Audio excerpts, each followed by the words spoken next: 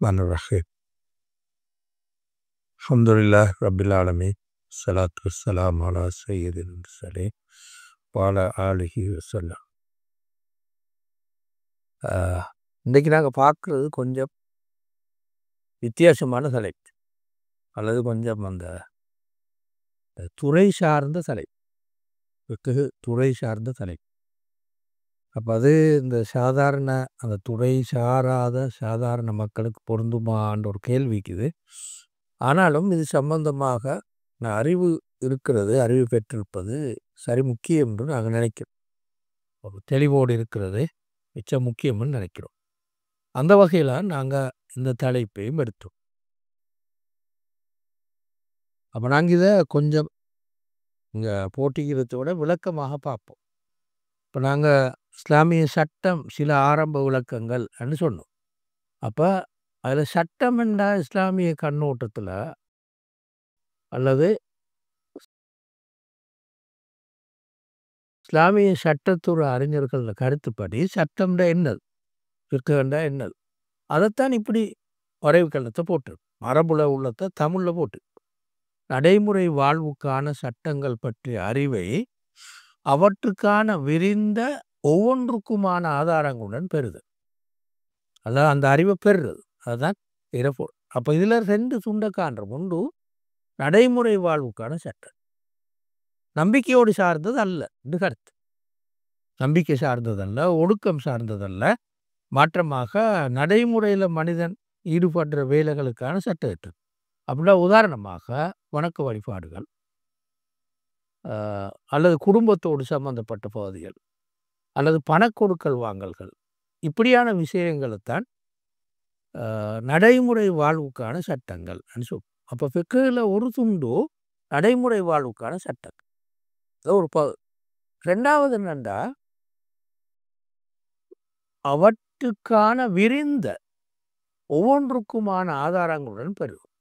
அந்த சட்டத்தை பார்க்கும்போதோ இதுதான் சட்டம் சொல்லும்போதோ அதுக்கான விரிந்த ஆதாரங்களையும் பார்க்குறோம். ஒவ்வொன்றுக்கும் தனித்தனி ஆதாரங்களையும் விரிவாக பார்க்குறது. அப்படி பார்த்து அந்த சட்டத்தை பெற்றிருந்தால் அதைத்தான் இஸ்லாமிய சட்டம் என்று நாங்கள் சொல்கிறோம், ஃபிக்ஹ்னு சொல்கிறோம். அப்படின்னா உதாரணமாக சொல்லுங்களேன். இப்போ நாங்கள் சாதாரணமாக சொல்கிறோம் தொழுகை கடமைன்னு சொல்கிறோம். தொழுகை கடமைன்னு சும்மா சாதாரணமாக நாங்கள் அறிஞ்சிருக்கிறோம். என்ன ஆதாரம்? 2 மாதிரி ஆதாரம்னு சொல்லலாம். ஒன்று சொல்லாமல் எப்படி இருந்தால் குரான் ஆதாரம், குரானும் ஹதீஸும் ஆதாரம். இது போதுமான ஆதாரம் அல்ல, அது விளங்கு தானே. ஸோ பொதுவான ஆதாரம் குரான் லீக்குது, ஹதீஸ் லீக்குன்னு சும்மா சொல்கிறது. அதை ஃபிக்ஹ்னு சொல்கிறதில்ல. இஸ்லாமிய சட்டம்னு சொல்லணும்டா அதுக்கான குறிப்பான ஆதாரத்தை சொல்லணும். எங்கே வருது, என்ன அந்த ஆயத்து அல்லது என்ன அந்த ஹதீஸ்ன்னு சொல்லும். உதாரணமாக சொல்லுங்களேன். இப்போ குரானில் வருது அக்தீமுஸ்ஸலாத்தன்னு வருது, அக்தீமுஸ்ஸலாத்தன்னு வருது, தொழுகையை நிலைநாட்டுங்கள், ஏவல் வினையாக சொல்லுது. ஏவல் வினையாக சொல்லும் போதும் அந்த ஏவல் வினை எப்பவும் கடமையை தான் குறிக்கும். கடமை இல்லைன்னா வேறொரு ஆதாரம் ஒன்று காட்டும். ஒரு பெரிய ஆள் உண்டு சின்ன பிள்ளைக்கு ஒரு விஷயத்தை சொன்னால் ஒரு கட்டாயம் செய்யும். பாப்பா மகனுக்கு சொன்ன உதாரணத்துக்கு, டீச்சர் மாணவனுக்கு சொன்னால் கட்டாயம் செய்யும். அப்போ அல்லாஹ் சொன்னால் கட்டாயம் சொல்லும். எனவே ஏவல் வினை எப்பவும் கடமையை காட்டும். கடமை இல்லைன்னு சொல்கிறேன்னா வேறொரு ஆதாரம்னு காட்டும், வேறொரு ஆதாரம்னு கொண்டு வந்து காட்டணும். கடமை இல்லைன்னு சொல்கிறது. இதெல்லாம் விளங்கித்தான் நாங்கள் சொல்கிறோம் அக்தீமுஸ்ஸலாத்த தொழுகையை நிலைநாட்டுங்கள் என்ற இந்த ஆயத்து தான் தொழுகை கடமைன்றதுக்கு ஆதாரம். எத்தனை தனித்தனியாக இப்போ தொழுகை, நோன்பு, ஜக்காத் இப்படி ஒவ்வொன்றுக்கும் தனித்தனி ஆதாரங்களை கண்டு அதை ஆராய்ஞ்சு சொல்கிறது. உதாரணமாக இப்போ நாங்கள் சொல்லலாம் ஜக்காத் எப்படி கடமை கேட்டால் குரான் ஆதாரம்னு சொல்லலாம், குரான் ஆதாரம் ஹதீஸ் ஆதாரம் சொல்லலாம். நோன்பு எங்கள் கடமைன்னு வந்திக்கு குரானில் வந்திக்கு ஹதீஸில் வந்திக்கு பொதுவாக சொல்லிடலாம். எது எந்த ஆயத்தை காட்டுது, எது குறிப்பாக சொல்லுங்களேன். அதை சொன்ன என்ன சொல்லுவோம், வாத்து ஜக்காத்தன்னு வந்தது, தொகை ஜக்காத்தை கொடுங்கள் என்று குரானில் நிறைய இடங்களில் வந்திருக்கு. நோம்புன்னா குத்திபா அலைக்கும் சியாம், அவங்க எல்லாருக்கும் தெரியும் கடமை நோன்பு உங்கள் மீது கடமையாக்கப்பட்டுள்ளது என்று வர அந்த ஆயத்தை ஓதி காட்டி இந்த ஆயத்தின்படி தெளிவாகவே நேரடியாக அதற்கு கடமைன்னு சொல்லி எனவே நோன்பு கடமைன்றதுக்கு இந்த ஆயத்து ஆதாரம்னு சொல்லு. இதுதான் நாங்கள் சொல்கிற தனித்தனியாக விரிந்த முறையில் அமைந்த ஆதாரம். இப்போ குரான் ஆதாரம் ஹதீஸ் ஆதாரம்னு சொல்லாமல் அந்த குறிப்பிட்ட ஆயத்தை காட்டி அது ஏவல் வினையாக வந்திருக்குன்னு சொல்லி ஏவல் வினை எப்பவும் கடமையைத்தான் காட்டும் சொல்லி நாங்கள் சொல்கிறோம். இப்படி ஒவ்வொன்றையும் ஒரு ஆள் விளங்கியிருந்தால் அதுதான் ஃபிக்ஹுன்னு சொல்லுவோம். அதான் அந்த பற்றி அறிவு பெற்றிருந்தால் அதுதான் ஃபிக்ஹுன்னு சொல்லுவோம். அப்படி அறிவு பெற்றில்லை, சும்மா யாராவது சொல்லி நம்பிக்கையோட ஒரு ஆலிமா நம்பிக்கையோட ஒரு ஆள் பின்பற்ற அப்போ அவர் ஃபிக்கு படிச்சிக்கிறாருன்னா அவர் ஃபிக்கு படிக்கல, இஸ்லாமிய சட்டத்தை அவர் படிக்கல, சும்மா சொல்கிறத கேட்டு அப்படியே பின்பற்றுறாரு. இன்னொரு அர்த்தம் பாருங்களேன், கொஞ்சம் கடினமான ஒரு ஆதாரத்தை ஒன்று கேட்டு பார்ப்பேன். தயம்முக்கு என்ன ஆதாரம் அனு கேட்டான்னு வச்சுக்கோ, தயமம் செய்யலாம் அன்றைக்கு என்ன ஆதாரம் அனு கேட்டால் அப்போ சூரத்துல் மாயிதால இந்த ஆயத்தை நாங்கள் சொல்லி காட்டுவோம். வத்தயம்மமு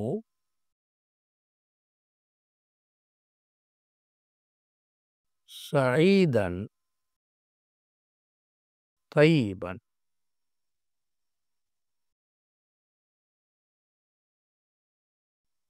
சஈதன் தய்யிபன் ஃபம்சஹு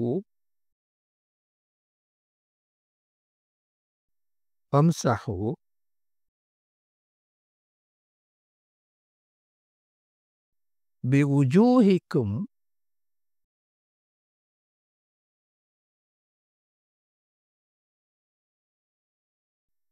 ஐதியக்கும் மின்ஹு. அப்போ இந்த ஆயத்தில் இப்போ சூரத்துல் மாயிதால வார இந்த ஆயத்து 7வது வசனம் அதில் வாரது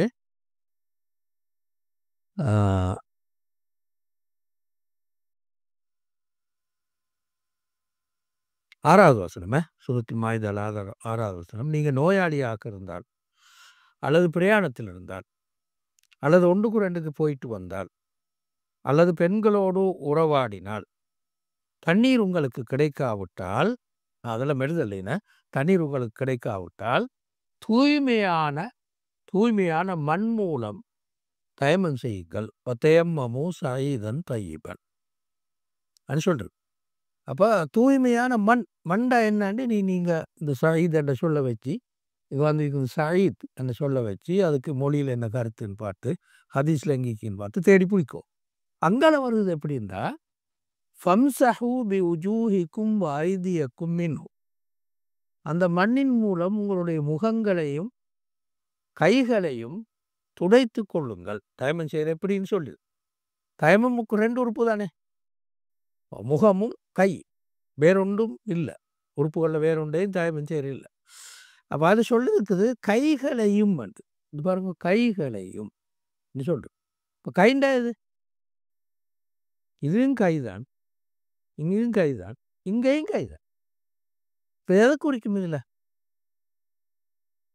அப்போ அது போய் ஹதீஸில் பார்க்கணும், ஹதீஸ் இருக்குதான்னு பார்க்கணும். ஒன்று யோசிக்கலாம், இப்போ நாங்கள் ஒளி செய்கிறது இதுவரையும் தானே, ஒழுவு பயிலாத்தானே தயமும், எனவே இதுவரை செய்யணும் வாய்க்கும், சும்மா பொதுவாக விளங்கலாம். நான் அப்போவும் என்ன செய்யணும்டா ஹதீஸ் லீக்குதான்னு போய் பார்க்கும். ஹதீஸில் போய் பார்த்தா இதுவரையும் தான் இருக்கு. மணிக்கட்டு கை, முகத்தையும் இந்த மணிக்கட்டு கையை மட்டும்தான் தயமம் செய்யும் வந்து ஹதீஸில் வந்தது. அதோட அபிப்பிராயம் ஒரு மதஹபுல அபிப்பிராயம். இன்னொரு அபிப்பிராயம் இங்கே வரையும் தர்ம ஷாஃபி மதஹபுல இங்கே வரையும் தயமும் செய்யும், ஒன்று செய்கிற மாதிரியே தயமும் அங்கே வரையும் செய்யும். அப்போ இப்படி விளங்குறது தான் நாங்கள் இந்த கருத்தில் சொன்னோம். விரிந்த முறையில் அமைந்த ஆதாரங்கள் தனித்தனியாக ஒவ்வொன்றுக்கும் தயமம்டா வேறையா, தயமம் பண்ணா வேறையா, தொழுகாண்டா வேறையா, இப்போ உண்டா வேறையா, இப்படி ஒவ்வொன்றும் தனித்தனியாக ஒவ்வொன்றுக்கும் ஆதாரங்களை பார்த்து படிச்சிருந்தால் அதைத்தான் நாங்கள் ஃபிக்ஹ் படிக்கிறேன்னு சொல்கிறோம். சும்மா யாராலும் கேட்டு அல்லது பாரம்பரியமாக பின்பற்றினா அவர் படிக்கலை, நம்பிக்கையில் பின்பற்றுறார். இந்த வாப்பா உம்மா பள்ளி போனால் அங்கே இங்கே போகிறோன்னு அவங்க ஒழிச்சு பார்த்து செஞ்சு அல்லது குர்ஆன் மதரசால போற நேரத்தில ஹதரத் சொல்லி சொன்னத பார்த்து செஞ்சு படிச்சேன். அது அவர நாங்க சட்டம் படிச்சவர்ன்னு சொல்ல மாட்டோம். இல்லையா? சட்டம் படிக்கிறேன்டா இதுதான். இப்படியெல்லாம் படிச்சிருக்கோம். இப்ப நாங்க சொல்ற மாரி தனித்தனியா ஒவ்வொரு பிரச்சனைக்கும் தனித்தனியா ஒரு ஆதாரங்கள பார்த்து, விரிவா அத விளங்கி படிச்சிருக்கோம். அதத்தான் நாங்க இதுதான் இந்த வரைவு. நடைமுறை வாழ்வுக்கான சட்டங்கள் பற்றிய அறிவை, அவற்றுக்கான விரிந்த ஒவ்வொன்றுக்குமான ஆதாரங்களுடன் பெற்றுக்கொள்ளுதல் அல்லது கற்றுக்கொள்ளுதல். இதத்தான் ஃபிக்ஹ்ன்னு நாங்க சொல்றோம். உங்களுக்கு வேற ஆதாரம் சொல்ல தெரியுமா? நான் உன்ட்ட சும்மா கேட்கிறேன்.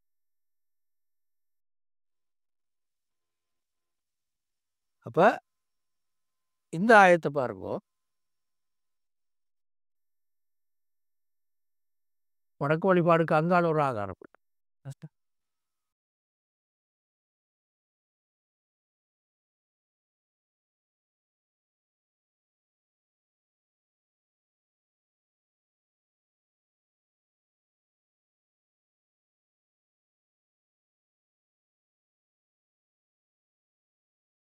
பெண்கள தலாக் சொல்ற முறை என்னது?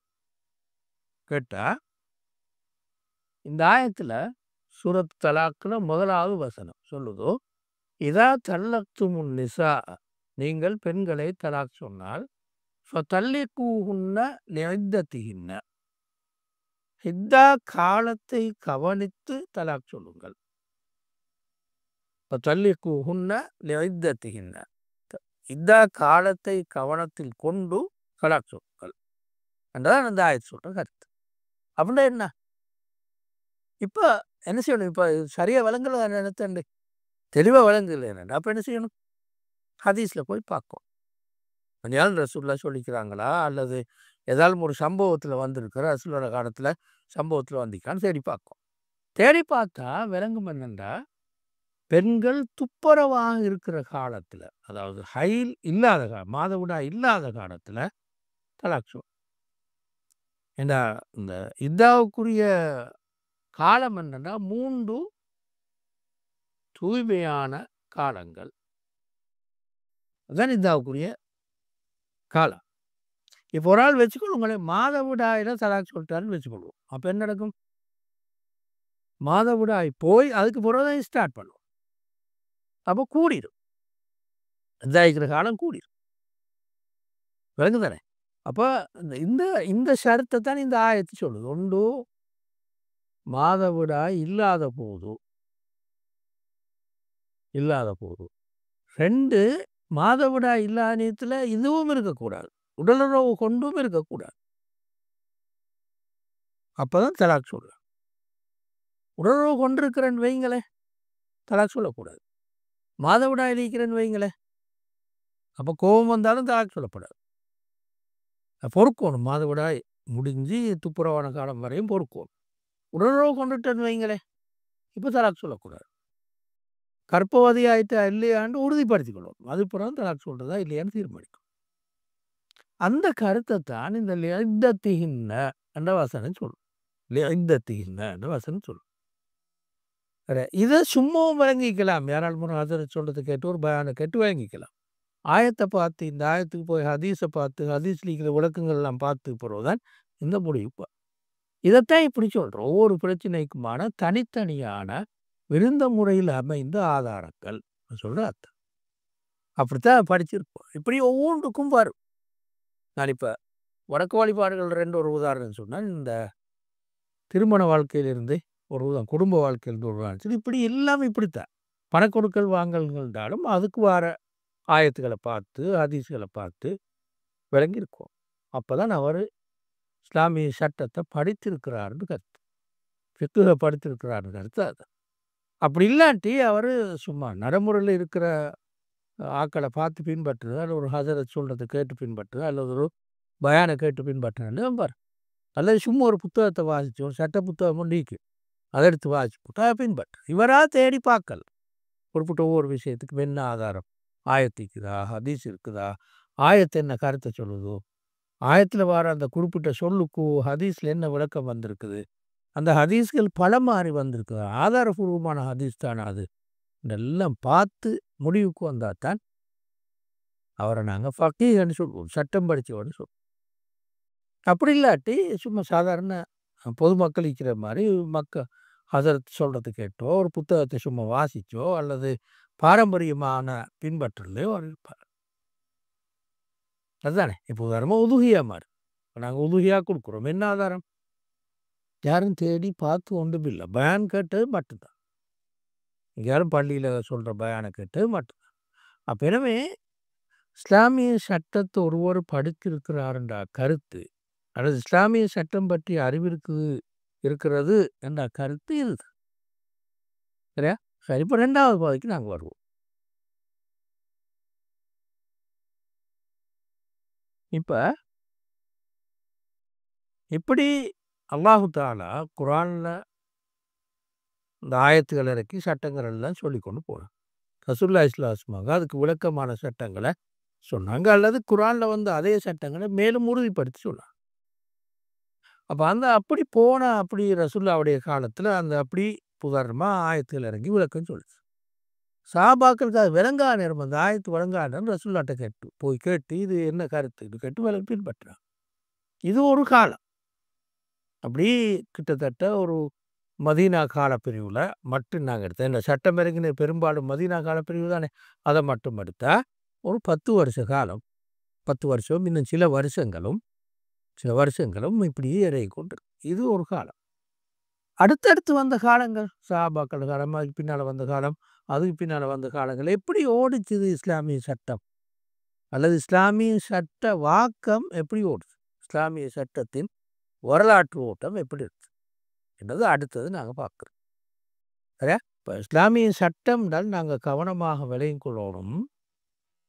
ஒவ்வொரு தனித்தனி பிரச்சனைக்குமான ஆதாரங்களோடு அதனை விளங்கியிருத்தல். அப்பனவே ஒரு ஆக்களை பார்த்து பின்பற்றும் போதோ, ஒரு ஹசரத்தை பார்த்தோ, அல்லாட்டி ஒரு புத்தகத்தை பார்த்தோ பின்பற்றும் போது இந்த கவனம் ஈக்கும். இப்ப நாங்க சொன்ன கவனம் இருக்கும். கொஞ்சம் சந்தேகம் வந்தா இன்னும் 4 பேர்கிட்ட கேட்டு பார்க்கும். அப்படித்தானான்னு பார்க்கும். இஸ்லாமிய சட்டம் படிக்காதவங்க. ஏன்டா இஸ்லாமிய சட்டம்னா நாங்க சொன்னது தான் வரைவிலக்கணம். சட்டத்தை மட்டும் இல்லாம அதுக்கான ஆதாரங்களையும் சேர்த்து வழங்கியிருக்கிறது. சட்டத்தை மட்டும் வழங்கிடலாம். 5 நேரம் தொழணும். அந்த சட்டம் எல்லாருக்குமே தெரியும். என்ன ஆதாரம்? நிறைய பேருக்கு அது தெரியாது. குர்ஆன்ல வருதுன்னு தெரியும். எங்க வருது? அது எந்த ஆயத்து? எப்படி அந்த ஆயத்துக்கு கருத்து கொடுத்தோம்? தெரியல.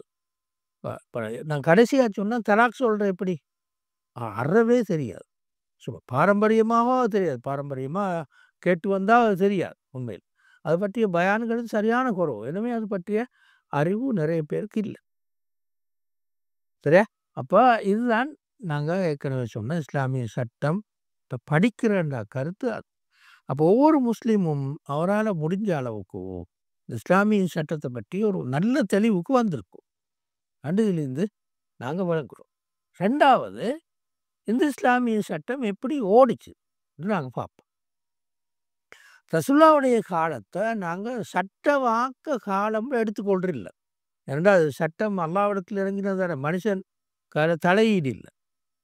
அல்லாஹ்விடத்தில் இறங்கிச்சு. ரசூலுல்லாஹி ஸல்லல்லாஹு அலைஹி வஸல்லம் சொன்னாங்க. அப்போ மனித தலையீடு அங்க இல்ல.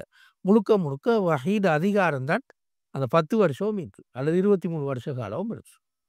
அப்ப அத நாங்க எப்படி சொல்றதில்லடா, சட்ட வாக்க காலம்னு எடுக்கிறதில்ல. இந்த ஆக்கல்ல சட்டத்தை அல்லாஹ்விடமிருந்து இறங்கியது. அத ரசூலுல்லாஹி ஸல்லல்லாஹு அலைஹி வஸல்லம் சொன்னாங்க. ரசூலுல்லாஹி ஸல்லல்லாஹு அலைஹி வஸல்லம் சொன்னது வஹீ தானே. எனவே வஹீட ஆதிக்கம் உள்ள காலம். எனவே அந்த காலத்தை நாங்க சட்டவாக்க காலம்னு எடுக்கிறதில்ல. நான் சொல்ல விளங்கினா நாங்க என்ன சொல்ல வாரோம்டா, இஸ்லாத்துடைய சட்டவாக்க காலம் சொல்றோம். மனிதன் தான் சட்டத்தை ஆக்கினான். பின்னால காலப்பிரிவுல வஹீ காலம் முடிஞ்சதுக்கு பிறகு மனுஷன் தான் சட்டங்கள் ஆக்கினான். மனுஷன் ஆக்கினான்டா குர்ஆனையும் ஹதீஸையும் பார்த்து அதன் ஊடாக விளங்கி ஆக்கினான். ரசூலுல்லாவுடைய காலத்துல அப்படி இல்ல. வஹீ தான் சட்டவாக்கத்துக்கு அடிப்படையாக இருக்கு. எனவே அதை நாங்க சட்டவாக்க காலம் சொல்றதில்ல. சரி, அது பின்னால எப்படி ஓடிச்சுது? அதாவது வஹீ நின்றதுக்கு பிறகு ரசூலுல்லாஹி ஸல்லல்லாஹு அலைஹி வஸல்லம் மூத்தானதுக்கு பிறகு அபூபக்கர், உமர், உஸ்மான், அலின்ற அந்த 4 சஹாபாக்கள் அப்படி தொடர்ந்து வந்த காலங்கள் எப்படி ஓடிச்சு? சரியா? அப்ப இத இஸ்லாமிய அறிஞர்கள் இந்த தலைப்பில், அதாவது இஸ்லாமிய சட்டவாக்க காலப்பிரிவுகள் என்று தனியான ஒரு கலை இருக்கு. தாரீஹு தஷ்ரீஇல் இஸ்லாமி, இஸ்லாமிய சட்டவாக்க காலங்கள்னு சொல்லி ஒரு ஆய்வு இருக்குது. ஒரு பகுதிக்கு தனியான ஒரு ஆய்வு ஒன்று இருக்கு. பல மாதிரி சொல்லுவாங்க, பல மாதிரி பிரிப்பாங்க. அவங்களோட ஆய்வுகளுக்கு ஏற்ப பல மாதிரி பிரிப்பாங்க. சிலர் 7 கால பிரிவுன்னு சொல்லுவாங்க, சிலர் 11 கால பிரிவுன்னு சொல்லுவாங்க. இப்படி பல மாதிரி காலப்பிரிவுகளை பிரிப்பாங்க. ஆனால் அது உண்மையில கருத்து வேறுபாடு இல்லை. சிலர் கொஞ்சம் கூட பிரிவுகளை கண்டாங்க, சிலர் கொஞ்சம் குறைய கண்டாங்க, அவ்வளோதான். சரியா? ஏன் உங்களுக்கு வழங்குதா? இப்போ நான் ஏற்கனவே சொன்ன மாதிரி சும்மா எடுத்துக்கொள்ளுங்களேன். இப்போ ரசூலுல்லாவுடைய காலம், இது ஒரு காலப்பிரிவு தானே. காலப்பிரிவுல சட்ட வாக்க காலப்பிரிவு இல்லாட்டியும் சட்டம் தொடங்கின காலப்பிரிவு. இப்போ ரெண்டாவது காலம் இப்படி சொல்லுவாங்க சிலர். பெரிய சஹாபாக்கள் காலம் மனுஷோட்டு அவங்களோட காலம். 4 ஹலீஃபாக்கள் முடியும் மட்டுமுள்ள காலப்பிரிவு. மூணாவது சொல்ற எப்படின்னா, சிறிய சஹாபாக்கள் பெரிய தாபியங்கள் காலம். அது மூணாவது இருக்கு. சிறிய சஹாபாக்கள் யாரு? இப்போ உதாரணமா ரசூலுல்லாவுடைய காலப்பிரிவில் சின்ன புள்ளாளாக இருந்தவங்களும் பின்னான காலப்பிரிவில் இஸ்லாத்தை அறிவினர். பெரிய ஆளாக இருந்தாலும் இஸ்லாத்தை அறிவினே பிந்தி. உதாரணமாக இப்னு உமர், இப்னு அப்பாஸ், இவங்கன்னா சின்ன புள்ளாள். ரசூலுல்லாஹ் மூத்தாகும் போது 13, 15 அப்படியான வயசு. அபூ ஹுரைரா பின்னான காலப்பிரிவில் இஸ்லாத்தை அறிவி. ஹைபர் யுத்தத்துக்கு பிறகுதான் அவர் இஸ்லாத்தை அறிவினார். உதாரணமா அம்ர் இப்னுல் ஆஸ் ரலியல்லாஹு அன்ஹு இஸ்லாத்தை அறிவினது. ஹாலித் இப்னு வலீத் இவங்களை இஸ்லாத்தை அறிவினது உதைபியா உடன்படிக்கை பிற மக்கா வெற்றி கொஞ்சம் முந்தி. அப்போ அவங்க ஆக்கள் பெருசி, ஆனால் இஸ்லாத்தை அறிவினது மிச்சம் பித்து. இவங்களை தான் நாங்கள் சொல்கிறோம் சின்ன சஹாபாக்கள். வயசாக இல்லை சின்னன்ற கருத்து குறிக்கும். ரசூலுல்லாவுடைய காலப்பிரிவில் இஸ்லாத்தை அறிவினது மிச்சம் பின்னால காலப்பிரிவு அல்லது வயசு சிறு. இந்த ரெண்டையும் வச்சு சிறிய சஹாபாக்கள் பெரிய தாபியங்களின் காலம் சொல்லிட்டு இப்படி பிரித்து கொண்டு போகிறோம். நாங்கள் வாழ்கிற காலப்பிரிவு வரை இப்படி பிரித்து கொண்டு போகிறோம். இதைத்தான் இஸ்லாமிய சட்டவாக்க காலம்னு சொல்லுவோம். சரியா? அப்போ உதாரணமாக வச்சுக்கொள்ளுங்க, இந்த காலப்பிரிவில் பெரிய சஹாபாக்கள காலப்பிரிவு அல்லது சின்ன சஹாபாக்களில் பெரிய தாபியங்கள காலப்பிரிவில் குரானில் வார ஆயத்துகளுக்கு விளக்கம் சொல்கிறது, அந்த சட்டத்தை இப்படித்தான் விலை கொள்வோம்னு சொல்கிறது, புதிய ஒரு பிரச்சனை வந்தால் அதுக்கு தீர்வு சொல்கிறது, இதெல்லாம் நடந்தது. இதெல்லாம் இந்த காலப்பிரிவு நடந்தது. அதை நாங்கள் அந்த 2வது சட்டவாக்க காலம், 3வது சட்டவாக்க காலம்னு சொல்கிறோம். சரியா? இப்போ உங்களுக்கு அந்த சட்டவாக்க காலம்ன்றது விளங்கிக்கும். சரி, இப்போ ஏன் அதை நாங்கள் பார்க்குறோம்னு நாங்கள் வருவோம். இப்போ இந்த பாருங்க, இப்படி 3ஆக நாங்கள் சுருக்கமாக பிரிக்கலாம், சுருக்கமாக பிரிக்கலாம். இஸ்லாமிய சட்டவாக்க காலத்து இப்படி 3ஆக. ஒன்று குரான் சுன்னா தவிர்ந்த ஏனைய கட்டுப்பாடுகள் எதுவுமற்ற இஜ்திஹாதின் காலப்பிரிவு. சரியா? அதாவது குரான சுன்னா மட்டும்தான் கட்டுப்பாடு, இதுக்குள்ளெல்லாம் நீங்கள் நிற்கணும் என்ற வரையறை மட்டும்தான் இது.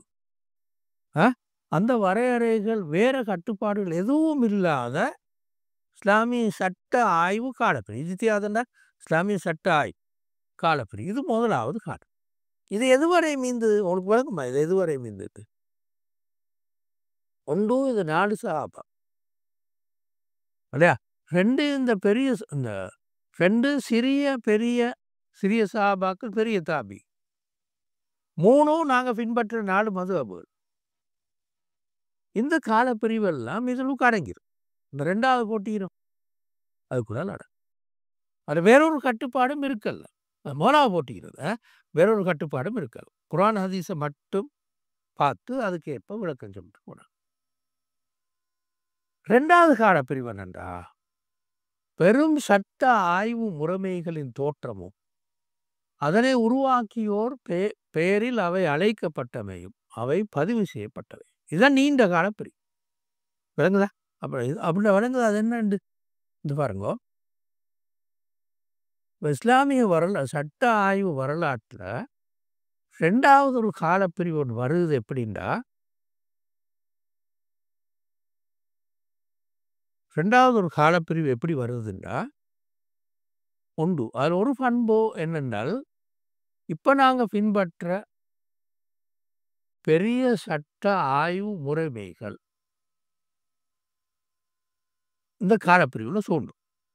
ஷாஃபி, ஹனஃபி, ஹம்பலி, மாலிகி, லைஸ் இப்னு சாத், இமாம் தபரி, இப்னு ஹசம், இப்படி ஒரு பெரிய ஒரு குரூப் இருந்தது. அந்த மாதிரியான ஆய்வுகளில் காலப்பிரிவு. இன்னொரு பண்பு 2வது பண்பு என்னென்னா அந்த உருவாக்கியோர் பெயரில் அழைக்கப்பட்டவர்.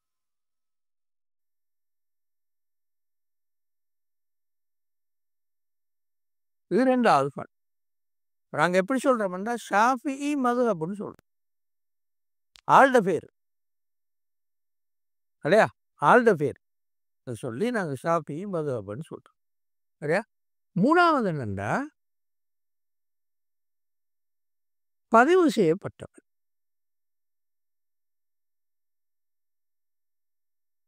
அப்படின்னா வழங்க எழுதி வச்சார். இந்த சட்டங்களை எழுதி வச்சு பதிவு செஞ்சு வச்சு இன்றைக்கு வரையும் எங்கள்கிட்ட கிடைக்கும். இல்லையா. இது 2வது காலத்து. இது கொஞ்சம் நாங்கள் விளக்கமாக பார்ப்போம். அப்படி என்னென்றால் இப்போ நாங்கள் சொல்கிறோம் தானே எங்களோட இந்த ஹனஃபி, மாலிகி, ஷாஃபி, ஹம்பலி, இது 4 இமாம்களோட பேர். இது இவங்களுக்கு முந்தையும் நிறைய பேர் இருந்தார். அவங்களுக்கு முந்தையும் நிறைய சஹாபி, தாபி அது பிறகு இவங்கள பெரும்பாலும் தாபியிட மாணவர்கள் தான் நீங்களும் வருவாங்க. அதுக்கும் பிதினாக்கள் நீக்கிறாங்க. இதில் நாங்கள் பின்னால் இன்ஷா அல்லாஹ் சொல்லுவோம். அப்போ முன்னாள் ஆக்கள் எங்க தெரிஞ்சுற உதாரணமாக சொல்லுங்களேன். இப்போ மஸ்ரூக் ஒரு தாபி இருந்தார். அத்தா இப்னு அபி ரபாஹ் ஒரு தாபி இருந்தார். இப்ராஹிம் நஹஇ என்ற ஒரு தாபி இருந்தார். ஹம்மாத் என்ற ஒரு தாபி இருந்தார். அல்ல சொல்லுங்க மக்ஹூல் என்று இன்னொருவர் இருந்தார். இப்படி நிறைய பேர் ஒரு பெரிய ஒரு குரூப் இருந்து அவங்கள எங்க ஆக்களை காணும். அவங்களோட யாருக்குமே அந்த பேர்கள் தெரியாது. சும்மா லேசா அங்கே இங்கே தெரிஞ்சிக்கும், பெரும்பாலும் தெரியும். சரியா. இது ஒன்று. இன்னொரு பக்கத்தால் பாருங்களேன், இவங்க அல்லாம இவங்களோட சமகாலத்தில் வாழ்ந்து இன்னும் பெரிய பெரிய அறிஞர்களாக இருந்தார். உதாரணமா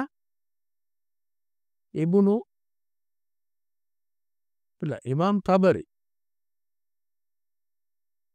திரும்ப இப்னு ஹசம்,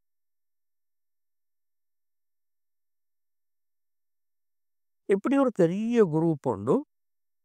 அது மாதிரி லைஸ் இப்னு சாத்,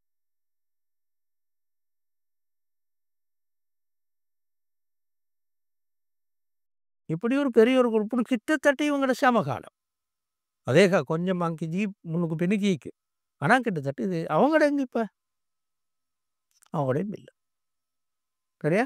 அப்போ பதிவு செய்யப்பட்டது இவங்களோட கொஞ்சம் கொஞ்சம் பதிவுக்கு மொத்தமாக இல்லாமல் போகல. உதாரணமாக இமாம் தபரி எழுதின புத்தகங்கள் பூர்ண மதுஹபா திரட்ட முடியாட்டியும் ஒரு அளவுக்கு. அதே மாதிரி இப்னு ஹசம்னா பூர்ணமாக இக்கேன் அவர் புத்தகமாக பெருசாக எழுதி வச்சுட்டு போய் அப்படியே வந்து இக்கிறது. ஆனால் பின்பற்ற ஆள் இல்லை.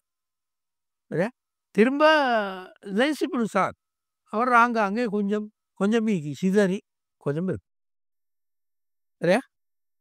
அப்போ எனவே இதே மாதிரி முன்னால் இப்போ ஆயிஷா ரலியல்லாஹு அன்ஹா அல்லது உமர் ரலியல்லாஹு அன்ஹு, அபூபக்கர் இவங்களுக்கெல்லாம் கருத்து இருந்தது இருக்குது. இவங்களும் இந்த சட்டங்கள் எல்லாம் சொல்லிக்கிறாங்க. அது எங்கே சிதறித்தான் இப்போ புதுசாக இப்போ நவீன காலத்தில் புதுசாக கொஞ்சம் கொஞ்சம் திரட்டிக்கிறார். இப்னு உமர், ஆயிஷா, உமர், அபூபக்கர்னு வேறு வேறையாக திரட்டிக்கிறாங்க. அவங்களோட மதுஹப்னு சொல்லி நாங்கள் இப்போ மதுஹப்னு சொல்கிற மாதிரி அவங்களோட கருத்துக்கள் எல்லாம் திரட்டி வேறையாக நூல்கள் இருக்கு. அதை எப்போ செஞ்சாங்க? இப்போ செஞ்சுக்கிறார். இப்போ நாங்கள் சொல்கிறோம் இங்கே இப்போ நாங்கள் பின்பற்ற இந்த 4 மதுஹபுடைய இமாம்களுடைய மாணவர்கள் அப்படியே எழுதி திரட்டி வச்சா. விளங்குதானே? எழுதி திரட்டி வச்சா. திரட்டி வச்சா இன்றைக்கு வரையும் அது அப்படியே தொடர்ந்து இந்த மாணவர் எழுத அவர்கிட்ட இது காப்பி பண்ணி இன்னொரு மாணவர் வைக்க அப்படி தொடரா இன்றைக்கு வரையும் வந்து சேர்ந்து. இதைத்தான் இப்படி சொல். இப்போ முன்னாடி இருக்கிறவங்க ஏன் எழுதல? உதாரணமாக சஹாபாக்கள்கிட்ட படித்த இவங்கெல்லாம் சஹாபாக்கள்கிட்ட படித்தாங்க. இப்போ நான் சொல்லி இந்த எழுதிக்கிற இவங்கெல்லாம் ஏன் எழுதல? சஹாபி என்றால் தெரியும் ஒரு கவர்ச்சி ஒரு நீக்குமே. தன் ஆசிரியர் இது எல்லாத்தையும் எழுதி வைக்கணும்னு ஒரு பெரிய கவர்ச்சி. ஏன் எழுதலைன்னா அவங்க அப்படி சுதந்திரமாக சிந்திக்கிற மனப்பாங்கு சஹாபாக்கள் கொடுத்தாங்க. நீங்கள் என்ன பின்பற்றி தீர்க்க வேணாம், இன்னும் நிறைய என்ன மாதிரி சஹாபாக்கள் இருக்கிறாங்க எல்லார்ட்டையும் கேட்டுப்பாங்கன்னு சொன்ன இவங்க அதில் நிற்கல. சஹாபியோட நிற்கல். குறிப்பிட்ட சஹாபி தண்ட ஆசிரியராக இருந்தாலும் சில நேரங்களில் முரண்பட்டான். இந்த சஹாபிங்க நாங்கள் சொல்கிற இந்த நாளையும் அவங்கள்ட்ட மாணவர்கள் அந்த தரம் போதா. அப்போ ஆசிரியர் சொன்னதை பின்பற்றி அப்படி திரட்டி வச்சுட்டார். பின்னால் வந்து ஆக்கள் என்ன செஞ்சாங்கண்டா அதே பின்பற்றி போகிற லேசு தானே திரும்ப மரகத்துக்கு நாங்கள் ஆராய்ச்சி கொண்டு வைப்பான்னு சொல்லி அப்படியே பின்பற்றி போதாத்துக்கு ஒரு காலப்பிரிவில் ஹிஜ்ரி 350 4 மதுஹபுக்கு வெளியில் சிந்திக்கக்கூடாதுன்னு ஒரு ஃபத்வாவை கொடுத்துட்டாங்க. பாபுல் இஜ்திஹாத் முகுலக், இஜ்திஹாதுடைய வாயில் மூடப்பட்டு விட்டதுன்னு கொடுத்தா அதோட வைத்து எல்லாம். அப்போ 4 மதுஹபுலும் அப்படியே நிலச்சி நாங்கள் வாழ்கிற இந்த காலப்பிரிவுகளையும் தொடர்ந்து வந்து இதுதான் உண்மை. சரியா? ஆனால் இந்த 4 மதுஹபுடைய அசில் ஒன்று தான். அது விளக்குது அவங்களுக்கு அசில் ஒன்று உண்டு. எப்படி?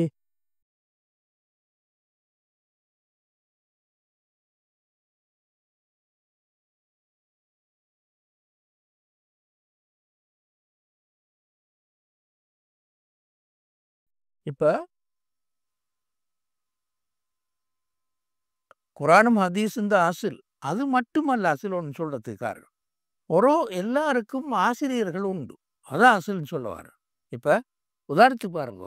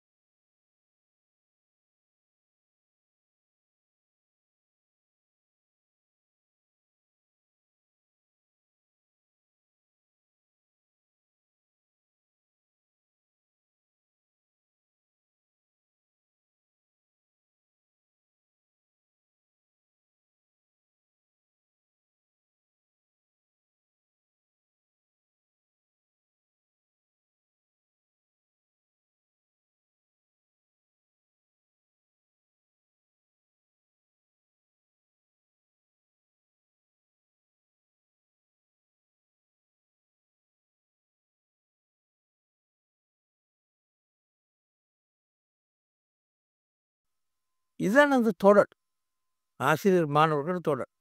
பாருங்க இப்னு மஸ்ஊத் சஹாபி சரிதானே? இப்னு மஸ்ஊத் ரலியல்லாஹு அன்ஹு அவர மாணவர் இப்ராஹிம் நஹை தாபி அவர மாணவர் ஹம்மாத் இப்னு அபி சுலைமா அவரும் ஒரு தாபி.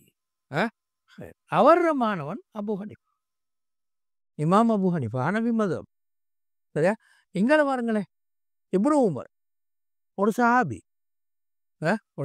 அவர மாணவர் தாபி நாஃபியா அவர மாணவர் இமாம் மாலிக், அவர மாணவர் இமாம் ஷாஃபி, அவர மாணவர் இமாம் அஹ்மத். அப்போ என்ன எல்லாம் உண்டு. சஹாபி தீர்ந்து அப்படி தொடராக வந்தது. இப்போ இமாம் ஷாஃபி அபு ஹனீஃபாட மாணவர்கள்ட்டையும் படித்தார். அபு ஹனீஃபாட மாணவர்கள் இமாம் மாலிக்டையும் படித்தார். அபு ஹனீஃபாட மாணவர்கள் இமாம் மாலிக்டையும் படித்தார். உதாரணமாக ஹசன் இன்னொரு ஒரு ஒரு இந்த மாணவர் இருந்தார் இமாம் அபு ஹனீஃபா, அவர் வைத்து இமாம் மாலிக்டும் படித்தார். இப்படித்தான் போய்க்கு. இப்போ நாங்கள் சண்டை பிடிக்கிற மாதிரி இல்லை, நீ ஹனபி நான் மாலிக்கி, நீ ஹம்பலி, நான் ஹனஃபின்னு சொல்ற ஆள். இப்படித்தான் இருக்கு. இதான் ஓர்டர். இப்ப இப்னு மசூதும், இப்னு உமரும் 2 வேற மாணவர்கள கொண்டவர்கள். இப்போ நீங்க கட்டாயம் விளங்கிக் கொள்ளணும். இப்ப இப்ராஹிம் நஹை என்ற தாபி பிரதானமான ஆசிரியர் தான் இவர். வேற சஹாபாக்கள் படிச்சார். முக்கியமான ஆசிரியர் அவர். அதே மாதிரி தான் இங்கே இமாம் நாஃபியோட பிரதானமான ஆசிரியர் இப்னு உமர். இன்னும் பல சஹாபாக்கத்தையும் அவர் படிச்சார். அதே மாதிரி இமாம் நாஃபியோட பிரதானமான மாணவர் தான் மாலிக். மாலிக்கு பிரதானமான ஆசிரியர் தான் நாஃபி. இமாம் மாலிக் அந்த ஒரு ஆளோட நிப்பாட்டல. இன்னும் பலர்கிட்டையும் போய் படித்தார். நான் சொல்ல வரேன் என்னண்டா, இந்த குர்ஆனும் ஹதீஸும் ஒன்றே என்ற கருத்து மட்டுமில்ல. அதிலிருந்துதான் இதெல்லாம் வந்து என்ற கருத்து மட்டுமல்ல. அதை விளங்கப்படுத்தின ஆசிரியர்களுக்கும் இடையில் இந்த தொடர்பு இருக்கு. சரியா? இமாம் மாலிக் சொன்னதைத்தான் உண்மையில இமாம் ஷாஃபி ஆரம்பத்தில் படித்தார். பிந்தித்தான் அவர் தனியான சில சிந்தனைகள் முடிவுகளுக்கு வந்தார். இமாம் மாலிக்ட சில குறிப்பிட்ட விஷயங்களை ஏற்றுக்கொள்ள இல்லாமல் முடிவுக்கு வந்தார். அதே மாதிரி தான் மறுபக்கம் இமாம் ஷாஃபியோட மாணவர் தான் அஹ்மத். ஆனால் அவரை இமாம் ஷாஃபியை முழுக்க பின்பற்றல. எனவே தனி ஒரு மதுஹபாக மாறிட்டு. இப்படி யோசிக்கல இவங்களோட மாணவர்கள். இந்த இமாம் மாலிக்ட மாணவர் தான் ஷாஃபி. அவர் வேற மாதிரி யோசிச்சார். அதனால தனியாக வேறு சிந்தனைகளை உருவாக்கினார், வேறு கருத்துக்கள் உருவாக்கி. இமாம் அஹ்மதும் அதே மாதிரி. ஆனால் அது பின்னால் வந்த மாணவர்கள் அப்படி யோசிக்கல. ஆசிரியர்களோட கருத்துக்களை அப்படியே திரட்டி அப்படியே வச்சுக்கிட்டான். விளங்குது இந்த கருத்து? இதுதான் பின்னால காலப்பிரிவில் வந்தது. அப்போ இப்படி வந்ததுக்கு பிறகு இது இப்படி வந்து பதிவு செய்யப்பட்டு தனித்தனி நூல்களாக மாறி அது பிறகு என்ன நடந்துட்டா இது பாருங்க, பின்பற்றல் காலம். இஜ்திஹாதுல காலம் போய்த்து. இஜ்திஹாதுல காலம் போய்த்து போய் இனி என்ன முன்னாடிக்கிறத பின்பற்றுவோம் அந்த காலம் கொண்டு வரும். அது எந்த அளவு சுருத்தி போய்த்துன்னா ஏற்கனவே சொன்ன மாதிரி ஹிஜ்ரி 350ல் இனி பாபுல் இஜ்திஹாத் முகுலக் இஜ்திஹாதுல வாயில மூடியாச்சு. யாரும் புதிதாக எந்த கருத்தும் சொல்லக்கூடாது. முன்னாடி இருக்கிற ஒன்றை பின்பற்றுவோம். நீங்கள் ஷாஃபி மதவை பின்பற்றீங்கன்னா சரி, அதில் இருந்துன்னு கருத்து சொல்லும். நீங்கள் ஹனஃபி மதவை பின்பற்றுங்க, ஓ அப்போ நீங்கள் அதில் இருந்து கருத்து சொல்லுங்க. அதுக்கு வெளியில் கருத்து சொல்ல வரவானம் என்று ஒரு ஃபத்வா ஒன்று வெளிவந்துட்டு. அதுக்கு ஒரு ஆக முக்கியமான காரணம் என்னென்றா, இந்த சுதந்திரமாக கருத்து சொல்ல விட்டோன்னே முன்னால் அப்படித்தானே இங்கே சொன்னோம். இதுக்கு முன்னால் காலப்பிரிவு கட்டுப்பாடுகள் எதுவும் மற்ற இஜ்திஹாதின் காலப்பிரிவுன்னு சொன்னோம் தானே. அப்படி விட்டோன்னைக்கு ஆட்சியாளரின் சார்பாவெல்லாம் ஃபத்வா கொடுக்க தொடங்கிட்டான். அப்போ விஷயம் குழப்பமாக இருந்து கண்டு என்ன செஞ்சாங்கன்னா 4 மதஹப் பேரில் போவாங்கன்னு தடை சட்டம் ஒன்று வச்சுட்டான். அதோட எல்லாம் போயிடுச்சு. அது பிறகு இஜ்திஹாதுடைய வாயில் முகுலக்குன்னு சொன்னதுக்கு பிறகு ஏதாவது ஒரு மதஹப் 4 மதஹப் தான் சார்ந்து கருத்து சொல்லலாம். இமாம் தபரிட இந்த அவர் உருவாக்கின அந்த சிந்தனை பிரிவை பின்பற்றி கொஞ்சம் மாணவர்கள் இருந்தார். அதோட ஹிஜ்ரி 5 வரையும் நினைச்சு அதோட அது இல்லாப்பிட்டு மாணவர்கள் இல்லாமல் அப்படியே இல்லாப்பிட்டு. இப்னு ஹஸம் இப்போ நாங்கள் சொன்ன இந்த லாஹிரி மதுஹப்னு சொல்கிறோம்.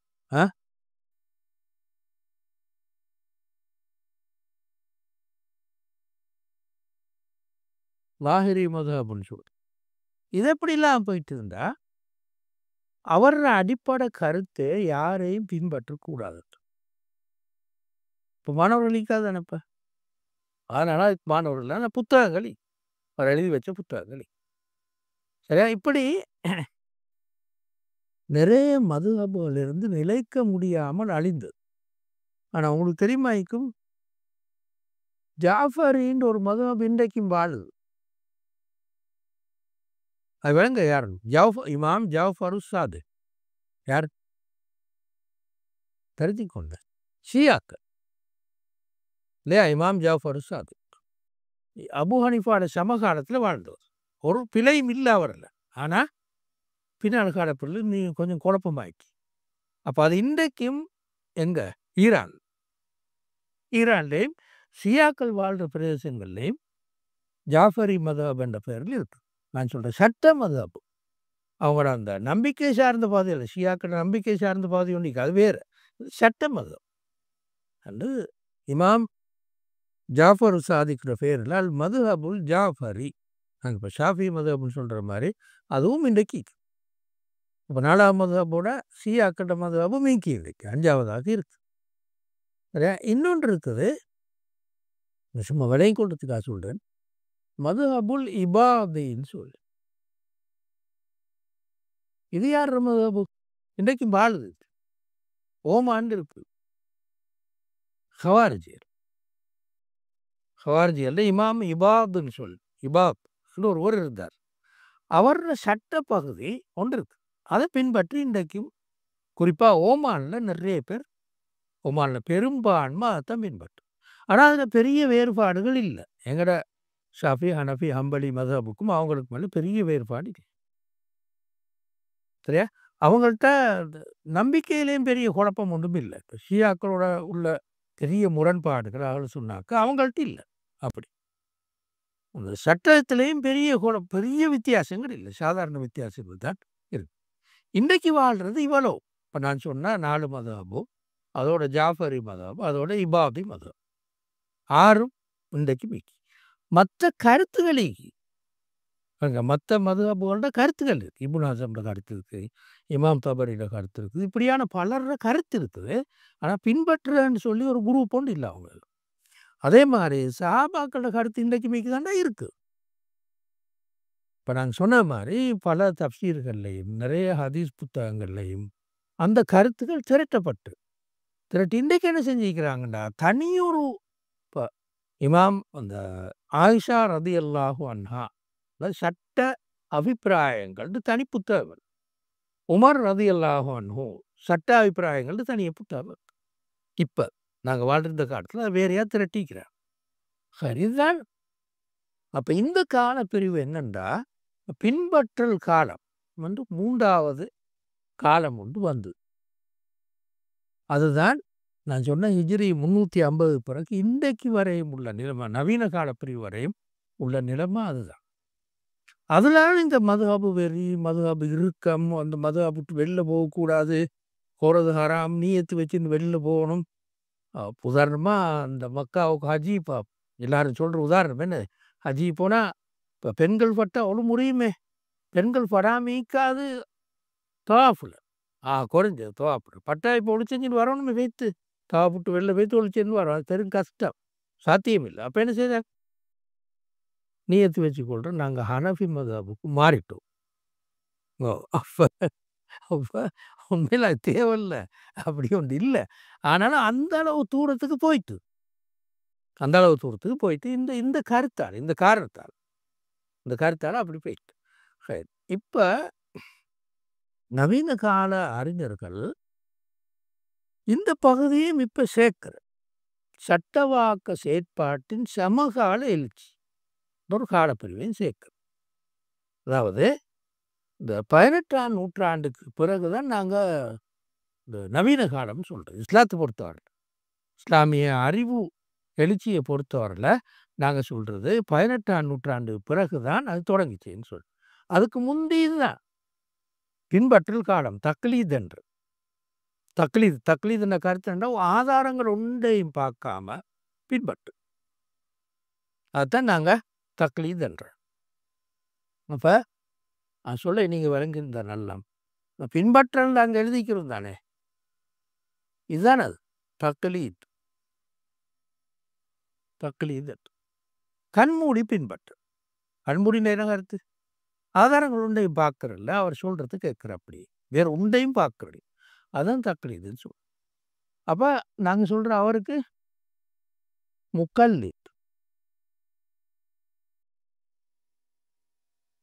முக்கல்லிதுன்னு சொல்லுவோம். பின்னால காலப்பிரிவில் வந்த இந்த காலப்பிரிவில் வந்த இமாம்கள் அப்படித்தான். அதே ஹிஜ்ரி 8க்கு பிறகு ஆக மோசமான தக்லீதாக மாறிவிட்டு, 8 வரையும் கொஞ்சம் கொஞ்சம் அங்கிஞ்சிக்கு தண்ட மதபிலே தேடி பார்க்கறது, வேறு யாரும் அபிப்பிராயங்களும் தேடி பார்க்கறலாம் இருந்தது. 8க்கு பிறகு அதுவும் இல்லை, அப்படி முழுக்க கண்மூடி பின்பற்றுதலே ஆகிப்போயிட்டு. சரியா? அந்த 350 இருந்து 8வது நூற்றாண்டு வரையும் ஹிஜ்ரி 350லேருந்து 8ஆம் நூற்றாண்டு வரையும் கொஞ்சம் இஜ்திஹாதுகள் கொஞ்சம் கொஞ்சம் மீந்து அங்கிஞ்சிக்கு இந்த கருத்தை நாங்கள் எங்கட மதபிலே வேறு யாராவது சொல்லிக்கான்னு பார்ப்போம். தேடி பார்க்குறோம் போக்கொண்டு 8வது நூற்றாண்டு வந்தோடனே அதையும் சேர்ந்து இல்லாமல் முழுக்க முழுக்க தக்லீதாக மாறிட்டு. இதுதான் அந்த காலப்பிரிவு. இப்போ அந்த காலப்பிரிவிலிருந்து ஒரு மாறின காலம் ஒன்று வர்றது நவீன காலப்பிரிவு. அதாவது ஹிஜ்ரி இல்லை கிறிஸ்துவுக்கு பின் 18ஆம் நூற்றாண்டு. 18ஆம் நூற்றாண்டிலிருந்து சர்வதேச சமகால வளர்ச்சி மாற்றங்களுக்கு ஏற்ப இவ்வெழுச்சி அவசியமானதும் தவிர்க்க முடியாததும் ஆகும். 18ஆம் நூற்றாண்டு உலகம் தலைகீழ மாறிட்டு தானே. அதுக்கு முந்தி பெரிய மாற்றங்கள் இல்லை. அப்போ தக்லீதும் ஓரளவு பரவாயில்லை. கருத்து அதாவது மருத்துவம்டா என்ன வெதமாத்திய அதுக்கு மேல் ஒன்றும் இல்லை. ஆப்ரேஷன் அது இது ஒன்றுமே கிடையாது. அப்போ அது 2 வாகன போக்குவரத்து என்ன குதிரையும் கழுதை ஒட்டகம் அரபுடகம்டா ஒட்டகம் இதுதான் வாகன போக்குவரத்து. வேற எதுவுமே இல்லை. இந்த எங்கள்கிட்ட தொடர்பு சாதனங்கள் ஒன்றும் இல்லை. அப்படித்தானே. அதான் அந்த காலப்பிரிவு. எனவே ரசூலுல்லாஹ்வுடைய அல்லது சஹாபாக்களோட காலத்துக்கும் இந்த 18ஆம் நூற்றாண்டு வரை உள்ள காலப்பிரிவுக்கும் மேலே பெரிய வேறுபாடுகள் இல்லை. ஆங்காங்கே கொஞ்சம் கொஞ்சம் வேறுபாடு தான் இருக்கு. அப்போ என்ன வந்தது? பெரிய அளவுக்கு மாற்றங்களை பற்றி புதிய தீவுகள் காண்றன்னு சொல்லி ஒன்று இருக்காது. புதிய பிரச்சனைகள் பெருசாக ஒன்றும் வரல. ஆனால் 18ஆம் நூற்றாண்டு பிறகு அது சிக்கலாக மாறிட்டு. அப்படின்னா உங்களுக்கு தெரியும் மருத்துவத்தில் நிறைய கண்டுபிடிப்புகள் வரும். பொருளாதார உலகத்தில் புதிய புதிய இந்த பொருளாதார நிறுவனங்கள்லாம் உருவாயிடுச்சு. ஃபினான்ஸுன்னு சொல்லி வந்து காப்பீடு இந்த பேங்குன்னு வந்து இப்படியான பல நிறுவனங்கள் உருவாயிடுச்சு. இப்போ சிக்கலாக போயிட்டு இப்போ என்னத்தையாலும் சொல்லணும் எனக்கு ஹராமா ஹலாலா என்ன செய்யணும்னு சொல்லணும். அப்போ மதுஹபுக்குள்ளால் நிற்கிறது சரியான கஷ்டம்.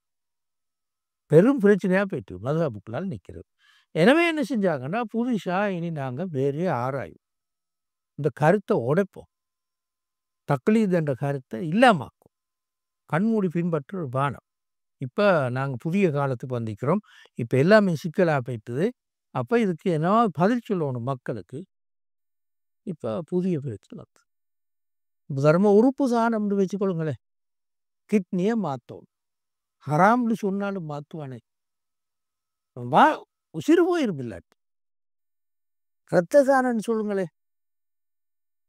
ஹாஸ்பிட்டலுக்கு போனன்னைக்கு டாக்டர் சொல்கிறாரு ரத்தம் கொடுக்கணும் இல்லாட்டி ஆள் போயிரு. டாக்டர் அது ஹராம் ஆள் போனால் போகட்டும் சொல்லுவானா?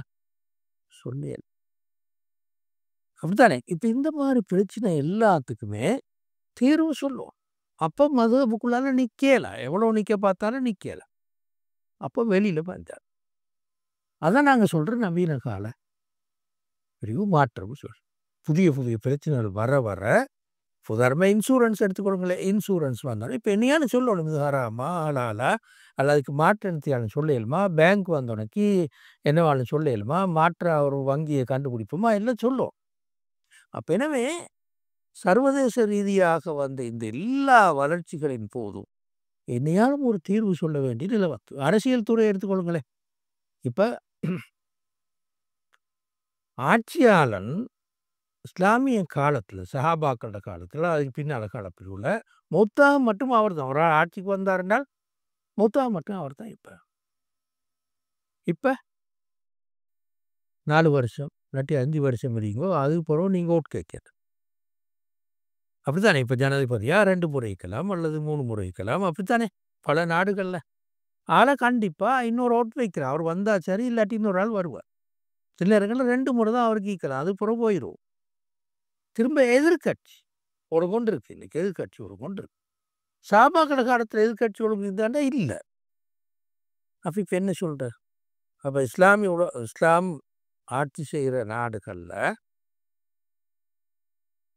யார் ஆட்சிக்கு வந்து அவன் சாகு மட்டும் இப்போ அதுவரை ஒன்று செய்ய எதிர்கட்சின்னு ஒன்று இல்லை. இப்போ இது ஏலா சகிச்சுக்குள்ள கஷ்டம். அப்போ தேடின போயிட்டு இப்போ நான் சொன்ன மாதிரி இஸ்லாமிய குரானை பார்த்து ஹதீஸை பார்த்து யாராவது ஒரு சஹாபியோ, தாபியோ இது சம்மந்தமா கருத்து சொல்லிக்கிறாருன்னா தேடினேன். அப்போ மதுஹபுக்குள்ளால நிக்கலாம். இப்படி எல்லாம். இப்படி நான் இப்போ 1, 2 அல்ல. இந்த மாரி அரசியல் பாதையிலக்கி, பொருளாதார பாதையில இருக்குது, மருத்துவ பாதையில இருக்கு. இப்படி எல்லா பாதைகள்லயும் இந்த சிக்கல் வருது. குறிப்பாக பெண்களோடு சம்பந்தப்பட்ட பாதையில சரியான மாரி கூட வருது. பெண்கள் தொழில் செய்யலுமா? பெண்கள்ல கல்வித்துறைய வரையறுக்கிறதுவா? நீங்க இந்த சப்ஜெக்ட்ட மட்டும் தான் படிக்கணும். அதுக்கு வெளில படிக்கக்கூடாதுன்னு சொல்லுவதுவா?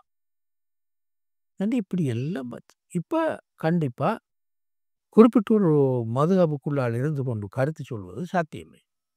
இப்ப உங்களுக்கு தெரியும் கேமரா வந்தது இல்லையா? கேமரா வந்து. இப்ப ஓவியம் ஹராம்ன்னு சொன்னா, கேமரா கேமரா ஹராம்னால் எல்லாமே பிரச்சனை போயிடுச்சு. ஏன்டா அது கேமரா உலகம் இப்ப. இருக்கிற எல்லாம் கேமரா உலகம். அப்ப கஷ்டம் அப்படி சொல்றேன். இப்படியோ உறுப்பு உதாரணம் நான் ஏற்கனவே சொன்ன மாரி, உறுப்பு தானம் ஹராம்ன்னு சொன்னா, அந்த துறையும் படிக்கல. ஹராத்த படிக்கிறது. அப்படித்தானே? இந்த எல்லா சிக்கல்களும் வந்து நாங்க வாழ்ற காலப்பிரிவு. அப்ப என்ன செஞ்சாங்க என்றால், வெளியில போக வேண்டும். வெளில போறேன்னா வெளியில ஒன்றும் பண்ணல. பழைய காலத்துக்கு போனேன். எங்க? அல்குரான், சுன்னா தவிர்ந்த ஏனைய கட்டுப்பாடுகள் எதுவும் மற்ற காலப்பிரிவு ஆரம்ப காலம் அதுக்கு திருப்பி போனோம்.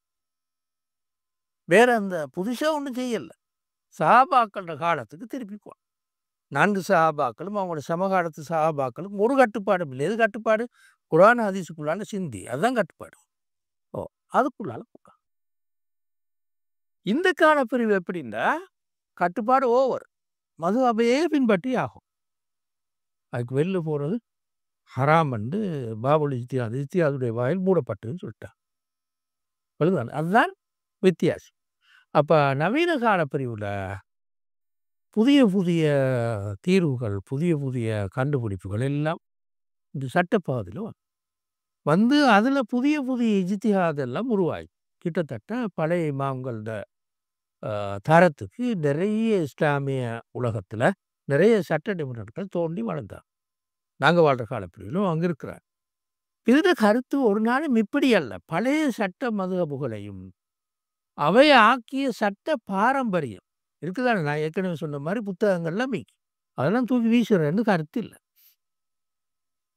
இமாம் ஷாஃபி எழுதின புத்தகங்கள், அபு ஹனீஃபாவோட மாணவர்கள் எழுதின புத்தகங்கள், மத்த இந்த இப்படி ஆயிரக்கணக்குல சட்ட நூல்கள் இருக்கு. அதெல்லாம் தூக்கி வீசிட்டு அங்கே போயிருவோம்னு அது அப்படி கருத்து இல்ல. நவீன கால சட்ட அறிஞர்கள் ஒரு நாளும் அப்படி எழுதில்ல. என்ன செய்யறேன்னா, குறிப்பிட்ட ஒரு பிரச்சனை வந்தா மதுஹபெல்லாம் போய் தேடுது. எங்கேயாலும் ஒரு மதுஹபுல இது சம்பந்தமாக யாராலும் ஒரு அறிஞர், சட்ட அறிஞர் சொல்லிக்கிறாரான்னு பார்க்க. அப்ப பழைய சட்ட மதுஹபுகளை மதித்து, அந்த ஆய்வுகளையும் கவனத்துல வைத்துக்கொண்டு, குர்ஆன் ஹதீஸையும் முக்கியத்துவம் கொடுத்து பார்க்கறது தான் நாங்க நவீன கால பிரிவு இஜ்திஹாத்ன்னு சொல்லுவோம். குர்ஆனும் ஹதீஸும் முதன்மைப்படும். ஆனா, அடுத்த சட்ட மதுஹபோடு இல்ல ஆராய்ந்து தான் தீர்வு சொல்லுவோம். அப்ப நான் கருத்து என்னன்னா, குறிப்பிட்ட ஒரு ஆயத்துக்கு அல்லது ஹதீஸுக்கு பழைய மதுஹபுடைய இமாம்கள் என்ன விளக்கம் சொல்லிக்கிறாங்கன்னு பார்க்குறோம். அதே போல ஒரு புதிய ஒரு பிரச்சனை ஒண்ணு இப்ப நான் சொன்ன மாரி உறுப்பு தானம்னு வந்தா, அல்லது போஸ்ட்மார்ட்டம்னு வந்தா, போஸ்ட்மார்ட்டம்னு விளங்குதா? போஸ்ட்மார்ட்டம்னு வந்தா, பழைய யாராவது சொல்லிக்கிறாங்களான்னு தேடி பார்க்குறேன். நேரடியா அப்படி சொல்லிட்டாலும் கொஞ்சம் ஏதோ ஒரு அபிப்பிராயம் அவங்க தீர்க்கிறாண்டெல்லாம் பார்க்குறேன். பார்த்துட்டு தான் குர்ஆன் ஹதீஸ பார்த்து முடியும். குர்ஆன் ஹதீஸ பார்க்குற நேரம் அப்படி பார்க்குறேன்டா நீங்க சொல்ல வரணும். சரியா? அப்ப எனவே இதுதான் இந்த குறிப்பிட்ட பகுதியில ஆக முக்கியமாக நாங்க வழங்க வேண்டிய கடைசியா இத மட்டும் சொல்லிட்டு நாங்க முடிப்போம். இப்ப எந்த பகுதியில புதிய வகையான சட்டங்கள் தேவை? மருத்துவத்துல கூட தேவை. அது விளங்குதானே உங்களுக்கு? ஏன்னா அந்த காலத்துல இந்த உறுப்பு தானம்னு ஒண்ணு இருக்கு. போஸ்ட்மார்ட்டம்னு ஒன்று இருக்கிறது. போஸ்ட்மார்ட்டம் ஏன் இப்ப தேவைப்படுதுன்னா, ஒரு இயல்பா மௌத்தா போனாரா? அல்லது யாராலும் கொலை செஞ்சிருப்பாரா? இப்ப அவர வெட்டி கொத்தி பார்க்குவோம். அப்ப நான் அத கண்டுபிடிக்கல. 100% கண்டுபிடிக்கலாம். அதான் இதில் விசேஷம். 100% சொல்லாமல் இவர் இயல்பா மூத்தாயினார் அல்லது கொலை செய்யப்பட்டார்னு சொல்லி 100% உறுதிப்பட்டு அதான் போஸ்ட்மார்ட்டம் சொல்லும். இந்த மாதிரியான அல்லது உறுப்பு தானம், இரத்த தானம் இதெல்லாம் சரியான புதுசு ஃபிக்கு. இஸ்லாமிய சட்டத்துக்கு மிச்சம் புதிய விஷயம். பழைய காலத்தில் அதுக்கான அடையாளங்கள் இல்லை. இதே மாதிரி பொருளாதார பகுதியில் எல்லாம் இதே மாதிரி புதிய புதிய பிரச்சனைலாம் இருக்கு. அப்போ புதிய வகை சட்டம் எந்த பகுதியில் தேவைப்படுறன்னு பார்க்கணும். உதாரணமாக வணக்க வழிபாடுகளை மிச்சம் குறையும். இல்லை 5 நேரம் தானே தொழணும். ரக்காத்துகளை மாற்றவெல்லாம் மேலா சரியா கொஞ்சம் ஆங்காங்கே கொஞ்சம் வரும். உதாரணமாக வச்சுக்கொள்ளுங்களேன். இப்போ நல்ல வயசாளியாக இருந்தால் அவர் நோன்பு பிடிக்க தேவையில்லை. அவருக்கு அந்த நோன்பை பிடிக்கிற சக்தி இல்லாட்டி நோன்பு பிடிக்க தேவை. சரி, இப்போ ஒரு தொழிலாளி ஒன்று இருக்கிறோம். அதே மாதிரி கடின தொழில்களில் ஈடுபட்டுறோம். சரியான கடினமான தொழில்களில் ஈடுபட்டுறோம் வச்சு கொடுவோம். இவருக்கும் அதே சட்டத்தை போடலுமா? இப்படியான சில பிரச்சனைகள் புதிய பிரச்சனையாக வரையும். ஆங்காங்கே 1-2 பிரச்சனைகள் வரலாம். வணக்க வழிபாடுகளை கூட. ஆனால் அதில் குறவு. எதில் கூட என்றால் நான் இப்போ சொன்ன மாதிரி மருத்துவ பாதை, பொருளாதார பாதை, பணக்கொடுக்கல் வாங்கல் பாதையில் கொஞ்சம் ஓரளவு கூடுது. எனவே அந்த நேரம் என்ன செய்யணுமெண்டா குறிப்பிட்ட சமூகம், நாடு என்ற வகையில் அவதானித்து இதை நிரல்படுத்தும். அப்படின்னா இன்னின்ன புதிய பிரச்சனை எல்லாம் இருக்கு. பழைய பிரச்சனையை திரும்ப ஆராய வேண்டிய தேவை இருக்காது. இன்னின்ன புதிய பிரச்சனை எல்லாம் இருக்குன்னு நிரல்படுத்தி அட்டவணைப்படுத்தி எடுக்கணும். அதில் முக்கியமாக வாரது என்னென்றா சிறுபான்மை சமூக ஒழுங்கில் இப்படி நிரல்படுத்தி பார்க்கறது இன்னும் முக்கியத்துவம் பெற்றதாக பார்க்கிறது. அப்படின்னா முஸ்லீம் அல்லாத சமூகங்களோடு உறவாடுவது எப்போது ஒரு தனி தலைப்பே வரும். அது பழைய ஃபிக்குல மொத்தமாக இல்லையல்ல இருக்குது. ஆனால் எங்கட கால சூழல் இருக்குதானே, நாங்கள் வாழ்கிற சூழலுக்கு ஏற்ப இருக்கும்னு இல்லை, இருக்கும் இல்லாமலும் இருக்கும். இருந்ததை வேற மாதிரி யோசிக்க வேண்டி வரும். அப்படியெல்லாம் பார்க்கும். சரியா? உதாரணமாக ஐரோப்பிய சிறுபான்மை முஸ்லீம்களுக்கும் எங்களுக்கும் வித்தியாசம் வேண்டாம். வித்தியாசம் தானே. ஐரோப்பாவில் வாழ் இங்கிலாண்டில் வாழ்கிற அல்லது ஜெர்மனியில் வாழ்கிற அல்லது பிரான்ஸில் வாழ்கிற முஸ்லீம், இலங்கையில் வாழ்கிற முஸ்லீமுக்கும் சூழல் வேறுபாடு சரியான மாதிரி. அரசியல் சூழல் வித்தியாசம், பொருளாதார சூழல் வித்தியாசம், இதெல்லாம் நிறைய வேறுபாடு இருக்கு. அப்பவே ஒவ்வொரு நாட்டுக்கு மேற்ப என்னென்ன புதிய பிரச்சனை எல்லாம் இருக்குதுன்னு சொல்லி கவனமாக அட்டவணைப்படுத்தி அவற்றுக்கு ஒரு புதிய இஜ்திஹாத் ஒன்று செய்வது தவிர்க்க முடியாததாக போயிட்டு. புதிய இஜ்திஹாத் ஒன்று செய்வது என்பது பழைய மதுஹபுகளையும் அவங்க சொன்ன சிந்தனைகளையும் கருத்துக்களையும் சட்டங்களையும் தூக்கி வீசணுன்று இல்லை. அதிலிருந்து பெற்றுத்தான் இந்த புதிய இஜ்திஹாத் உண்மையில் வரும். புதிய இஜ்திஹாதுல விசேஷம் என்னென்னா 2 விசேஷம் உண்டு. குறிப்பிட்டோர் மதுஹபு சார்ந்து இருக்கிறது இது ஒன்று. 2வது குர்ஆன் ஹதீஸுக்கு முதன்மை முக்கியத்துவம் கொடுக்குறது. 3வது சூழலை பார்த்து தீர்வுகளுக்கு வரும். இதுதான் இருக்கிற வேறுபாடு. இது சில நேரங்களில் வணக்க வழிபாடுகளில் இந்த பாதைக்கு மட்டும் கூட வரும். ஜக்காத் பகுதி அதுக்கு மட்டும் கூட வரும். உதாரணமாக எங்கட நாட்டு பயிர்கள் சரியான வித்தியாசம் ரசூலுல்லாஹி காலத்து அரபுலகத்தை விட. உதாரணமாக தென்னை, கோப்பி, ஏலம், சொல்லுங்களேன் கராம்பு, சாதிக்கா, இதெல்லாம் சக்காத்திக்குதா இல்லையா அது வரும். ரசூலுல்லாஹி காலத்தில் இதுகள் ஒன்றும் மீக்கல்ல. அரபு நாடுகளில் இன்றைக்கும் இல்லை. அப்பவே ஜக்காத்தை படிக்க போகிற நேரத்தில் ஷாஃபி மதுஹபில் மட்டும் நின்று கொண்டு பார்க்கறது பெரிய சிக்கலாகும். அப்படி பார்க்குற நேரம் என்ன வருமெண்டா நாங்கள் ஒரே ஒரு தாவரத்துக்கு தான் ஜக்காத்து கொடுக்க வேண்டி வரும். நெல். அதுபடி தான் எங்கள் டீக்கு. சில ஏரியாவில் அது மொத்தமாக அதுவும் இல்லை. எங்கள் நாட்டிலே சில ஏரியாவில் நெல்லும் விளையாது. பெரிய அளவு தூரத்துக்கு ஜக்காத்து கொடுக்குற அளவுக்கு நெல் விளையாது அல்லது நெல்லே ஈக்காது. இப்போ புத்தளத்துக்கு போன உதாரணத்துக்கு அங்கே கஜு தான் கூட, வெங்காயம் வைக்கிறான் கூட. வெங்காயத்துக்கும் கஜுவுக்கும் ஜக்காத் இல்லைன்னா ஜக்காத் கொஞ்சம் தான் சேரும். புத்தகத்துல உதாரணத்துக்கு. இப்படி பல ஏரியா இருக்குது. வித்தியாசமான ஒழுக்கம். இதெல்லாம் கவனத்துல கொண்டு தான் புதிய ஆய்வுகளுக்கு வர வேண்டிய நிர்பந்தம் இருக்கு. இது இந்த நாங்க சொல்ற நிர்பந்தம் தேவை என்றுதான் நான் இங்க சொல்ல வரேன். எனவே இந்த வகையில தான் நாங்க முக்கியமாக இறுதியாக விளங்கிக் கொள்ள வேண்டிய விஷயம் என்னென்றா, ஒரு இஸ்லாமிய துறை சாராதார். இஸ்லாமிய துறை சாராதவர்.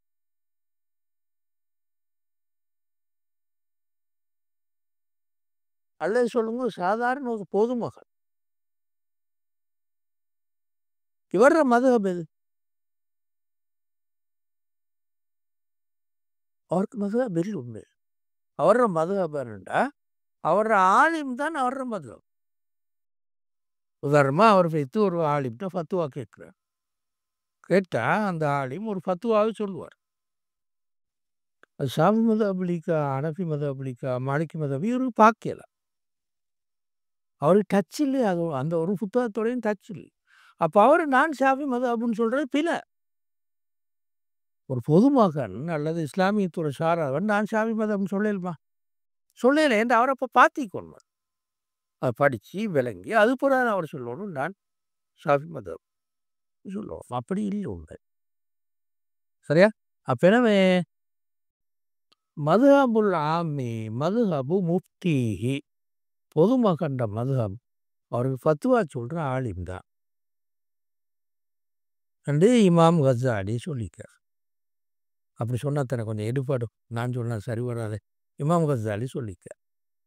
ஷாஃபி மதுஹப் அப்படி. இமாம் கஸாலி ஷாஃபி மதுஹப் இமாம்.